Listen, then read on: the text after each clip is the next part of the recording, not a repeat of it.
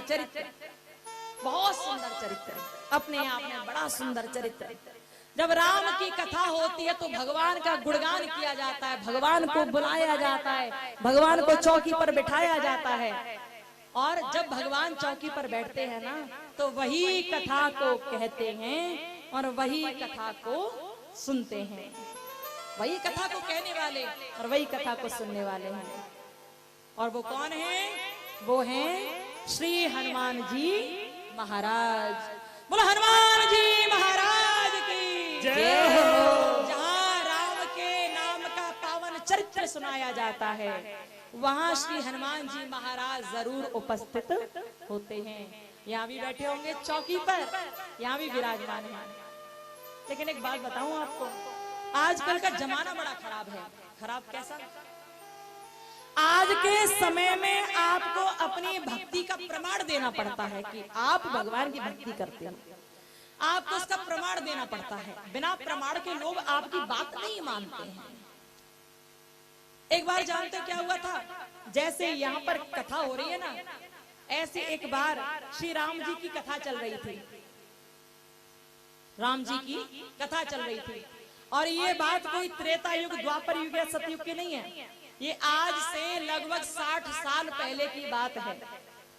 राम कथा हो रही थी और जब राम कथा हो रही थी तो वहां जो पंडित जी विराजमान थे व्यास मंच पर, वो बहुत ज्ञानी थे, भगवान के बहुत प्रेमी, बहुत प्रेम करने वाले भगवान जी से। जब वो कथा को सुना रहे थे तो वहां कथा सुनने के लिए बहुत सारे लोग आए, बहुत लोग आए कथा सुनने के लिए। सबने कथा सुनी। अब जब कथा होती है तो वहां पर ज्ञानी ध्यानी तो आते ही हैं, भगवान के भक्त तो आते ही हैं, लेकिन कुछ और भी आते हैं। वो कैसे? वो होते हैं पढ़े लिखे बेवकूफ। कैसे? पढ़े लिखे मूर्ख भी आते हैं भागवत सुनने के लिए, राम जी की कथा सुनने के लिए, भगवान का सत्संग सुनने के लिए कभी कभी। अब क्या हुआ? वो जो विद्वान थे वो कथा सुना रहे थे, कथा चल रही थी। उन्होंने कथा को आरंभ किया, श्री हनुमान जी महाराज का ध्यान किया और हनुमान जी महाराज का ध्यान करके चौकी पर विराजमान किया उन्हें। और जब चौकी पर विराजमान किया तभी उन कथा सुनने वालों में एक वकील साहब थे। वकील साहब शायद ज्यादा पढ़ लिख गए होंगे, इसलिए बुद्धि उनकी थोड़ी खराब सी हो गई। अब भैया जितने वकील है बुरा मत मानना, बुरा मत मानना, ये बात सबके लिए नहीं है। जो चैनल के माध्यम से देख रहे हैं या कहीं भी देख रहे हैं, भैया बुरा तो मानना नहीं है, क्योंकि जो हकीकत है सो हकीकत है। और ये गलत बात नहीं है, ये बिल्कुल सही बात है कि आज के समय में कुछ पढ़े लिखे बेवकूफ ऐसे हो गए हैं जो भगवान को भगवान नहीं मानते हैं। वो जो वकील साहब थे ना, वो वकील साहब भी कथा सुनने के लिए आए। उन्होंने देखा कि पंडित जी महाराज व्यास मंच पर बैठे हैं और बड़े प्रेम से श्री हनुमान जी महाराज का ध्यान करके उन्हें चौकी पर विराजमान कर रहे हैं, उन्हें बुला रहे हैं, उन्हें बिठा रहे हैं। उन्होंने देख लिया। जब वकील साहब ने देख लिया तो उस दिन पूरी कथा हो गई। और जब पूरी कथा हो गई तो वकील साहब पंडित जी के पास आए और आकर कहने लगे, पंडित जी एक बात बताओ, आप ये जो हनुमान जी को बुलाते हो और कहते हो आसन दीजिए प्रेम से विराजिए पवन कुमार, तो क्या पवन कुमार आकर विराजमान होते हैं चौकी पर? क्या हनुमान जी कभी आए हैं चौकी पर बैठने के लिए, या आप लोगों को वैसे ही धोखा दे रहे हो, ड्रामा दिखा रहे हो? बताओ, या आते भी हैं भगवान कभी? और जब ये कहा तो पंडित जी ने कहा, भैया मेरा विश्वास है कि श्री हनुमान जी महाराज राम कथा में आते हैं, मेरा विश्वास है। अब ये सुनकर वकील साहब ने कहा, मुझे तो नहीं लगता, मुझे तो लगता है कि तुम पंडित लोग धोखा देते हो, लोगों को ड्रामा करते हो। ऐसे कहा। जो निशाचर टाइप के व्यक्ति होते ना, जो कुछ ज्यादा पढ़ लिख जाए या फिर ऐसे जो पूरी तरह मूर्ख हों, उन्हें पंडितों के द्वारा किया हुआ कार्य ड्रामा ही नजर आता है, ड्रामा नजर आता है, धोखा दिखता है। उन मूर्खों को ये नहीं पता कि जैसे और लोग काम कर रहे हैं वैसा पंडित का भी अपना एक कर्म है, ब्राह्मण का भी अपना एक कर्म है, और वो उसी कर्म को कर रहा है। और जब वो ब्राह्मण अपने उसी कर्म को करने के बाद अपनी मजदूरी मांगता है, अपनी दक्षिणा मांगता है, तो लोगों के आग लग जाती है दक्षिणा देने में, लोगों के आग लग जाती है। हम बहुत खरे शब्दों में कहेंगे, किसी को बुरा लग रहा तो बुरा रख अपने पास, हमारा कुछ नहीं घट रहा, बुरा लग रहा है लगा, कम से कम तेरे दिमाग में बात तो घुसेगी। ऐसे ही जब कोई कथा करवाता ना, भागवत कथा या राम कथा का आयोजन करवाते हैं, लोग बहुत करवाते हैं, तो सुंदर तरह कथा का आयोजन करवाएंगे, टेंट वाले के लिए व्यवस्था करेंगे, साउंड वाले के लिए करेंगे, सबको पैसे देंगे। टेंट वाला जितना मांगेगा उतना देना पड़ेगा, साउंड वाला जितना मांगेगा उतना देना पड़ेगा। लेकिन जब बात आई व्यास जी महाराज को दक्षिणा देने की, तभी मर जाते हैं लोग। कैसे दक्षिणा दे दें? है ही नहीं, है ही नहीं, है नहीं तो क्या तेरा बाप कह के मर गया था, तू कथा कर रही हो? इतना सोच नहीं होता कि जो पंडित बैठे हैं ये बेवकूफ तो है नहीं, पूरे दिन मेहनत कर रहे हैं, इनका भी तो मेहनताना देना होगा। कोई फ्री में तो बैठा नहीं है जो करता रहे। अब लोग कहते हैं, भैया ध्यान से सुनना, सब बिल्कुल ध्यान से सुनना, जो चैनल के माध्यम से सुने आप ध्यान से सुनना। जो लोग ये कहते हैं कि आप लोग ब्राह्मण लोग कथा भागवत को बेच रहे हो, वो इस बात को बहुत ध्यान से सुन ले, अपने कानों में जो ठेके उसे भी निकाल लें। कुछ लोग कहते हैं कि अरे पंडितों का काम क्या रह गया, कथा भागवत को बेचना रह गया है, बस ये काम रह गया है, कथा भागवत बेचते हो। अब एक बात बताओ भैया, दुनिया में ऐसा कौन है जो अपने कार्य की मजदूरी नहीं लेता? ये ढोलक वाले भैया ढोलक बजाने के पैसे नहीं लेंगे, ये ऑर्गन वाले भैया ऑर्गन बजा रहे पैसे नहीं लेंगे, जो पैड वाला पैड बजा रहा पैसे मिलेगा। ये तुम्हारे मेहमान लगते हैं जो फ्री में आएंगे, कि तुम्हारे नातेदार लग रहे हैं जो फ्री में बजाएंगे। कौन है तुम्हारा नातेदार जो फ्री में बजाएगा? भैया जो पूजा करवाने वाले पंडित, क्या कौन लगता है तुम्हारे जो फ्री में ये बजा जाएंगे, फ्री में कर जाएंगे सारी पूजा? जैसे ये सब लोग लेते हैं ना दक्षिणा, ऐसे एक कथावाचक की भी दक्षिणा होती है। आप उससे कोई कार्य कराते हो तो आपको देना पड़ेगा, और नहीं करवाते तो एक तरफ जाओ। कोई कह नहीं रहा कि कथा करवाओ, कोई नहीं कह रहा। आपको लगता है कि कथा भागवत बेचना है, शर्म करो, चुल्लू भर पानी में डूब के मर जाओ। एक बात बताओ, डॉक्टर अपनी सर्विस देता है कि नहीं देता? हाँ जी, ना जी, डॉक्टर काम करता है। डॉक्टर आपकी नब्ज चेक करने की कहता है, पहले जमा कर दो वहां 400 रुपए टेबल पर जमा कर दो, 1000 रुपए जमा कर दो, तब आपको देखेगा। वो जितनी सर्विस करता है उतना आपसे पैसा लेता है, और आप मना नहीं कर पाते। पैर हाथ पर जोड़ोगे ना तो भी वो लेगा आपसे, और नहीं आप दोगे तो कह देगा निकल यहाँ से, जरूरत नहीं तेरी, निकल जा। डॉक्टर अपनी सर्विस देता है, वो पैसे लेता है आपसे। इंजीनियर अपनी सर्विस देता है, वो आपसे पैसे लेता है। एक मकान बनाने वाला मकान बना देता, वो आपसे पैसे लेता है। ईंट गिराई करने वाला वो आपसे पैसे लेता है। एक मेहतर भी काम करे वो भी आपसे पैसे लेता है। कोई सेवक आपकी सेवा करे वो आपसे पैसे लेता है। तो पंडित क्या बेवकूफ हैं? पंडितों ने क्या भांग घोट के पी लिया? उनके परिवार नहीं है, उनके बालक ना है, उनका घर नहीं है क्या? उनके बच्चे नहीं है क्या? उन्हें जिंदगी नहीं जीनी क्या? वो रोटी नहीं खाते क्या? कि तुम्हारे मेहमान या नातेदार लग रहे हैं जो तुम्हारे लिए फ्री कर जाएंगे सब काम? कैसे कर जाएंगे? जो लोग कहते हैं कि पंडित ये कथा को बेच रहे, शर्म करो। बहुत खर्चा होता है एक ब्राह्मण के सिर पर, बहुत खर्चा होता है। आप सर्विस करवाओगे, आप काम करवाओगे तो आपको दक्षिणा देनी पड़ेगी, और नहीं देना चाहते कभी मत करवाओ कथा। पंडित अपने घर में खुश, हरे राम हरे राम हरे राम करने में, बोले जय सिया राम, जय सिया राम। तो भैया निवेदन है, जितने भी कथा को सुन रही हो, जैसे आप सबको सबका मेहनताना देते हो, वैसा ब्राह्मण को भी देना सीख जाओ।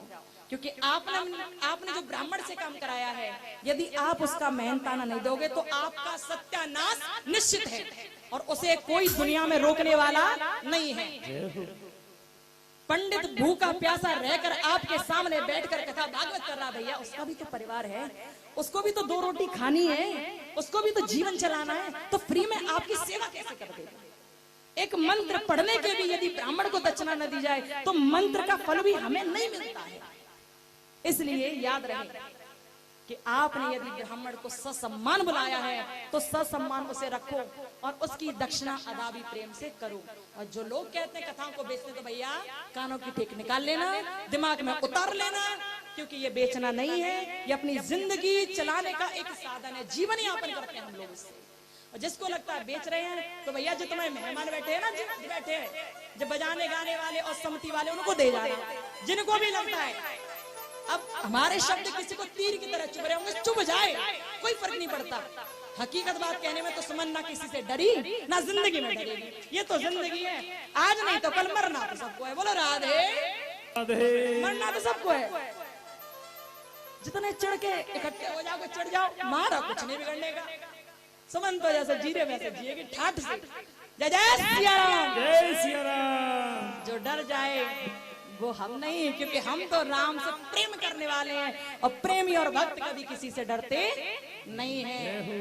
ये व्यापार नहीं, ये व्यापार नहीं, ये जीवन यापन है, हमारा जीवन यापन। हम लोग जीवन यापन करते हैं इससे। अब इसी के दक्षिणा न लें तो जीवन कैसे जिए? ये घर में 11 लोग भर रहे हैं, इनको कौन खिलाएगा? कहाँ से आएगा इनके लिए, बताओ कहाँ से आएगा?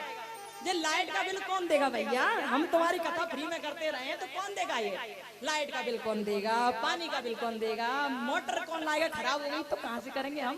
पैसे ही नहीं जेब में। तो भैया जीवन यापन है।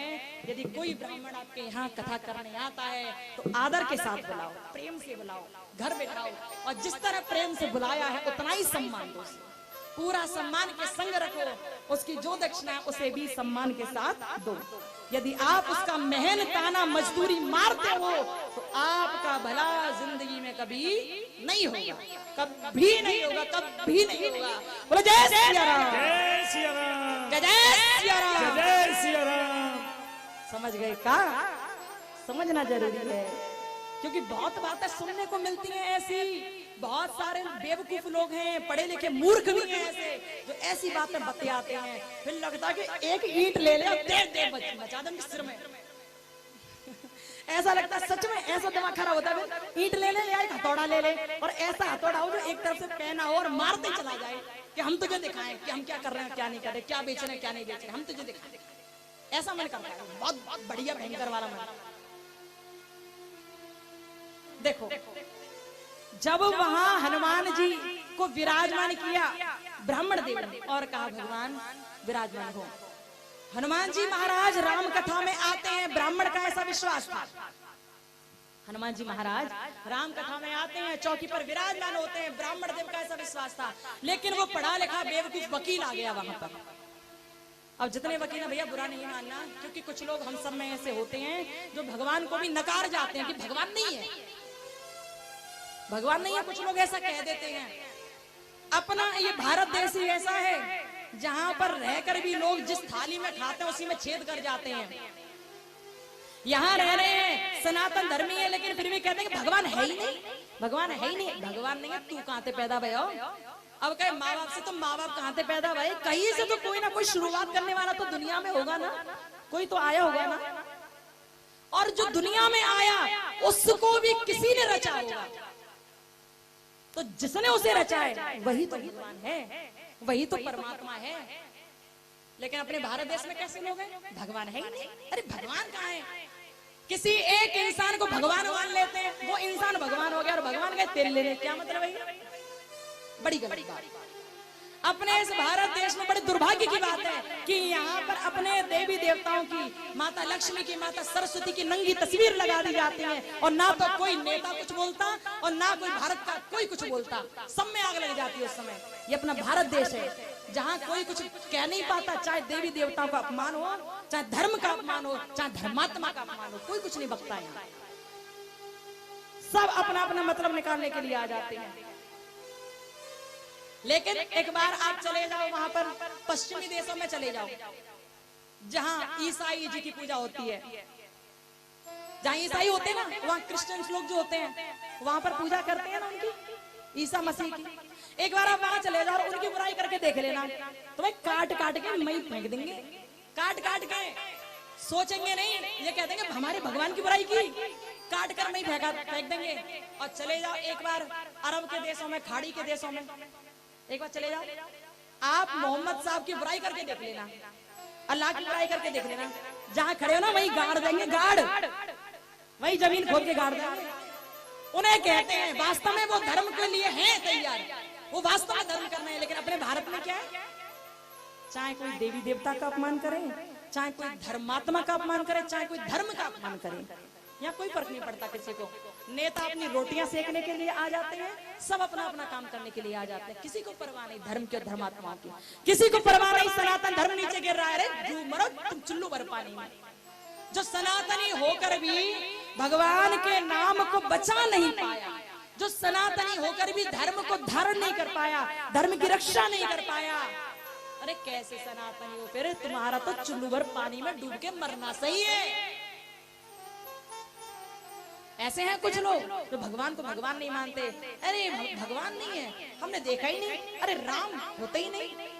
उन मूर्खों को साफ साफ हम कह रहे हैं कि तुम तो मर जाओ, दुनिया में से निकल जाओ, वो ज्यादा अच्छा है। क्योंकि राम राम है, वो भगवान है। समझ जाओगे तो बढ़िया रहोगे, नहीं समझे तो मरना तो है ही। जिन्हें कैसे कैसे गल गल के मरोगे कोई नहीं जानता। बोलो जय सिया राम। अरे आवाज का ही ना आई, दोनों हाथ उठा के जोर से बोला करो जय जय सिया राम, जय सिया राम। बात कहाँ चल रही थी कि जब पंडित जी ने कहा आसन दीजिए प्रेम से विराजिए पवन कुमार, और जब भगवान श्री हनुमान जी महाराज को विराजमान किया चौकी पर, वकील साहब आए शाम के समय जब कथा विश्राम हो गई, पंडित जी के पास आए। पंडित जी, क्या वास्तव में हनुमान जी महाराज चौकी पर विराजमान होते हैं या लोगों को आप ड्रामा दिखा रहे हो, नौटंकी दिखा रहे हो? अभी की बात नहीं, 60 साल पहले की बात है लगभग। और जब ये कहा कि नौटंकी प्रतीत होती है, तो पंडित जी ने कहा भैया मेरी श्रद्धा है, मेरा विश्वास है कि हनुमान जी महाराज चौकी पर विराजमान होते हैं। मेरी ऐसी श्रद्धा है, मेरा विश्वास है। और जब ये कहा तो इस बात को सुनकर उस वकील ने कहा अच्छा, मुझे तो नहीं लगता कि विराजमान होते होंगे। पंडित जी ने कहा तुम्हें नहीं लगता तो ना लगे, मुझे क्या फर्क पड़ता है, मत लगा। वकील ने कहा तो फिर ये ड्रामा दिखाना बंद कर दो, ये कथा करना बंद कर दो। पंडित जी ने कहा इस कथा को ड्रामा मत बोलो, ये दिखावा नहीं है, ये कथा है, कथा को कथा रहने दे। लेकिन वकील ने कहा मुझे तो प्रतीत ही होता है कि ये सब दिखावा चल रहा है, सब ड्रामा चल रहा है, और यदि ये ड्रामा नहीं है तो प्रमाणित करो कि हनुमान जी महाराज चौकी पर विराजमान होते हैं, प्रमाणित करो प्रमाण। और जब कहा तो पंडित जी ने कहा भैया मैं यहाँ किसी को अपनी भक्ति का प्रमाण देने के लिए नहीं बैठा, मेरी श्रद्धा है, मुझे लगता है प्रभु यहाँ आते हैं, मुझे लगता है। तुम्हें यदि मेरी कथा से परेशानी है तो तुम कल से कथा सुनने मत आना। और क्या कह सकते हैं भैया, पंडित जी यही तो कहेंगे कि तुम्हें परेशानी है तो तुम मत सुनो, लेकिन मैं जो काम कर रहा हूं मुझे करने दो। पर वो वकील था महामूर्ख, कितना मूर्ख, महामूर्ख। उसने कहा नहीं, आपको प्रमाणित करना पड़ेगा कि हनुमान जी महाराज चौकी पर बैठते हैं। पंडित जी ने 100 बार कहा भैया रहने दो, मैं प्रमाणित नहीं करना चाहता, आप मान जाओ मान जाओ। लेकिन वकील नहीं माना, सबके बीच की बात कहने लगा, सबके बीच में बात कहने लगा कि पंडित जी यदि हनुमान जी महाराज यहाँ बैठते हैं तो प्रमाणित करो, और नहीं प्रमाणित कर पा रहे तो कथा करना बंद कर दो, कथा करना बंद कर दो। ऐसा पढ़ा लिखा मूर्ख है वो वकील। और जब उसने बार बार ये कहा तो पंडित जी ने कहा भैया मेरा विश्वास है, अब मुझे ज्यादा तंग मत करो, मैं मेरा काम कर रहा हूँ, तुम अपना काम करो, मुझे मेरा काम करने दो। लेकिन वकील नहीं माना। जब बार बार कहने लगा प्रमाणित करो प्रमाणित करो प्रमाणित करो, तो पंडित जी ने कहा देख भैया तू ज्यादा जिद करता है तो ठीक है, मैं कल प्रमाणित करूंगा। यदि ये चौकी जो यहाँ बिछी हुई है, जिसपे मैं हनुमान जी महाराज को विराजमान करता हूँ, यदि ये चौकी कल तुमने आकर उठा ली तो मैं समझ जाऊंगा कि हनुमान जी महाराज यहाँ पर नहीं है। और यदि ये चौकी तुम न उठा पाए तो तुम समझ जाना कि हनुमान जी महाराज इसी चौकी पर विराजमान हैं। समझ लेना इस बात को। जब कहा तो वकील कहने लगा अच्छा, राती रात में चौकी को कुछ ऐसा कर दोगे कि चौकी भारी हो जाएगी और मैं उठा नहीं पाऊंगा, ऐसा कुछ कर दोगे तो आप इस गद्दी में। पंडित जी ने कहा यदि तुम्हें ऐसा लगता है कि इस चौकी में मैं कुछ कर दूंगा तो भैया चौकी उठा के अपने घर ले जाओ, जब सुबह कथा शुरू हो तब यहाँ ले आना, जो करना होगा मैं यही कर दूंगा, मैं केवल अपने भगवान को बुलाऊंगा, यही ले आना चौकी। सबके बीच की बात थी। चौकी को वकील ने उठाया अपने घर ले गया, और जब घर ले गया तो पंडित जी अपने घर पहुंचे। पंडित जी अपने घर रात में सोच रहे थे मेरे प्रभु अगले दिन जो परीक्षा होनी है ना वो तुम्हारे भक्त की नहीं होनी है, वो तुम्हारी होनी है। तुम्हें प्रमाणित करना है कि तुम राम कथा में हो, तुम्हें प्रमाणित करना है, मुझे प्रमाणित नहीं करना कि तुम राम कथा में, बल्कि तुम्हें प्रमाणित करना है। यदि तुम हो तो नजर आना, प्रभु निवेदन है। पंडित जी मन ही मन सोच रहे हैं, आंखों में आंसू है, मन में यही बात चल रही है, प्रभु याद रखना मेरी औकात नहीं कि मैं आपको बुला पाऊं, लेकिन मेरा प्रयास रहता कि आप आओ, आप चौकी पर विराजमान हो जाओ और आप ही कथा को कहो, आप ही कथा को सुनो। मेरा यही प्रयास रहता है भगवान। कल आपको ही प्रमाणित करना है कि आप इस चौकी पर विराजमान हो।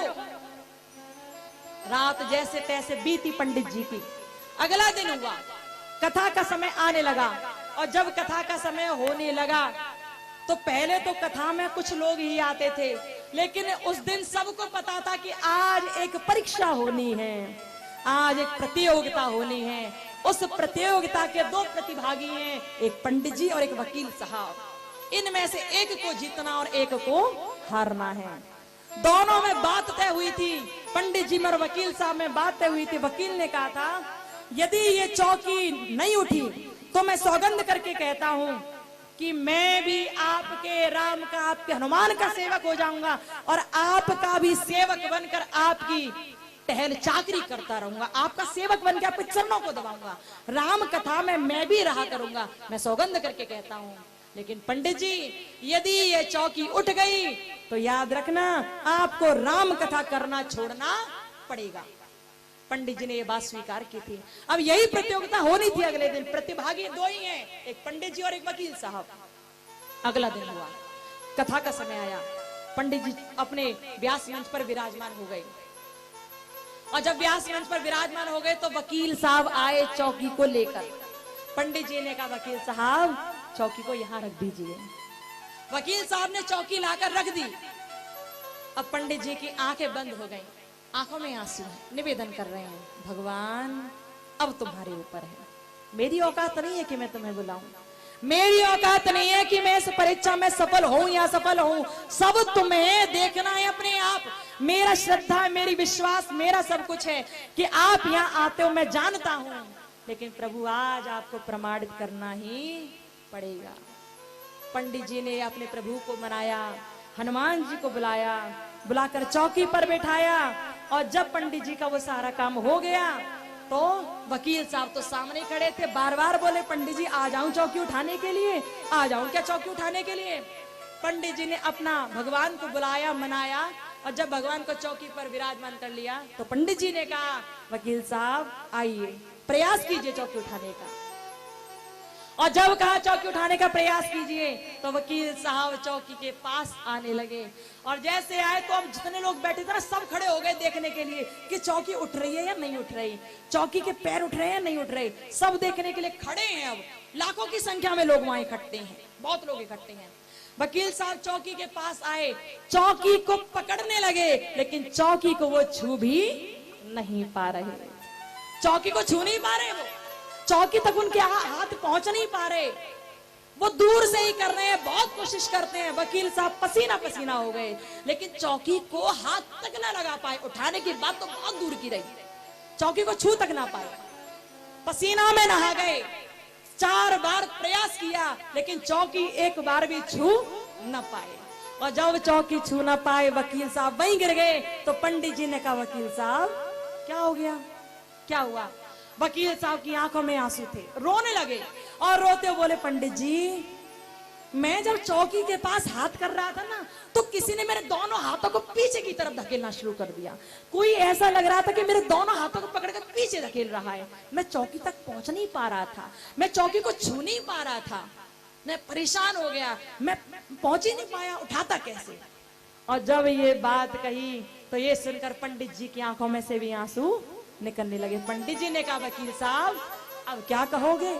वकील साहब ने तुरंत अपना सर चौकी पर रख दिया, तुरंत ही अपना सर फिर ब्राह्मण देव के चरणों में गिरा दिया, और कहा, प्रभु मैं जान गया कि जहां राम कथा होती है वहां श्री हनुमान जी महाराज आते हैं। बोलो बजरंगबली की जय हो, बोलो रामचंद्र भगवान की जय हो। जो लोग कहते हैं ना कि भगवान नहीं होते, भगवान नहीं होते, भैया भगवान के बिना ये संसार नहीं चल सकता।